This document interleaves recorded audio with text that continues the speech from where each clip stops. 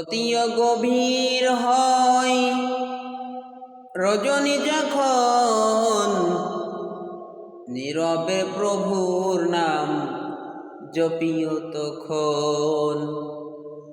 প্রভুর করুণা যদি পাইবারে চাও, গভীর রাতে উঠে প্রভুর গুণগান গাও। এ নবীর উম্মতের দল,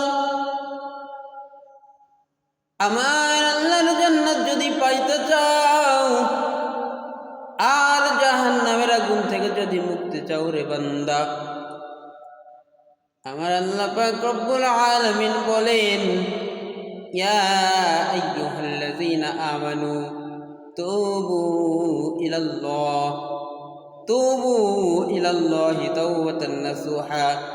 আমার মালিক বলেন, এ ইমানদারেরা, তওবা করো ইলাল্লাহ, আল্লাহর কাছে, তাওবাতান নাসুহা, তওবায়ে নাসুহা করো,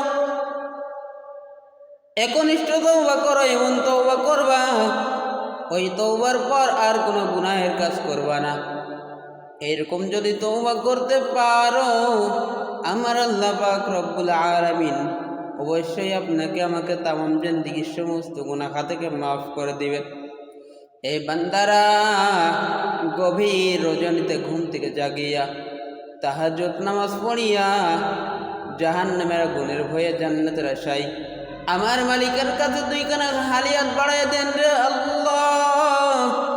জীবন ভর যত অন্যায় করেছে আল্লাহ, আমার গুনার দিকে না তাকাইয়া আপনার নাম রহমান, আপনার নাম রহিম, আয় আল্লাহ আপনার এই সুন্দর সিফাত নামের ওসিলাই আপনি আমাকে তামাম জিন্দেগির সমস্ত গুনাহ থেকে মাফ করে দেন। আয় আল্লাহ বাকি জিন্দেগি গুনাহমুক্ত জিন্দেগি গড়ার তৌফিক দান করেন। আয় আল্লাহ সহিভাবে দুনিয়াতে জীবনযাপন কাটানোর তৌফিক দান করেন।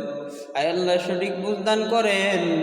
এইরকম করে আল্লাহর কাছে যদি মাপ চাইতে পারেন, আমার মাওলা তো মাফ করার জন্যই আছে। আমার মাওলা মাফ করার জন্য আমাদের দিকে তাকিয়ে আছে। আমার কোন বান্দা কখন আমার কাছে মাপ চাই, আমি তাকে মাফ করে দেব। কারণ আমার বান্দারা জাহান্নামের আগুনে জ্বলবে, আমি সহ্য করতে পারবো না। আমার বান্দাদেরকে মাফ করার জন্যই আমি তৈয়ার হয়ে আছি। আমার বান্দা মাফ চাওয়ার সঙ্গে সঙ্গে আমি মাফ করে দিব।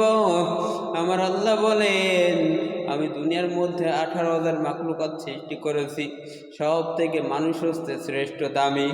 আমি মানুষকে শ্রেষ্ঠ করে সৃষ্টি করেছি, আর এই মানুষদেরকেই আমি বলেছি, ওমা খালাক